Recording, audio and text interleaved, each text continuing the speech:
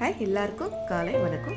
இன்றைக்கி செவ்வாய்க்கிழமை எடுத்த வீடியோ. வெளியெல்லாம் வலிச்சு கோலம் போட்டாச்சு. உள்ள வீடு எப்படி இருக்குன்னு பாருங்கள். காலையில் அவருக்கெல்லாம் ரெடி பண்ணி கொடுத்து அனுப்பிட்டேன்.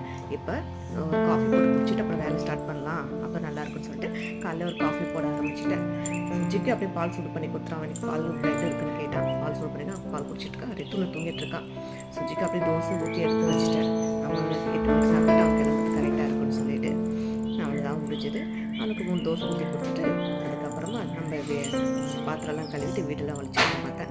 சரி, அப்புறமா முடிஞ்ச வரைக்கும் வீடெல்லாம் வலிச்சிக்கலாம்னு சொல்லிட்டு வீடு வலிக்க ஆரம்பிச்சிட்டேன்.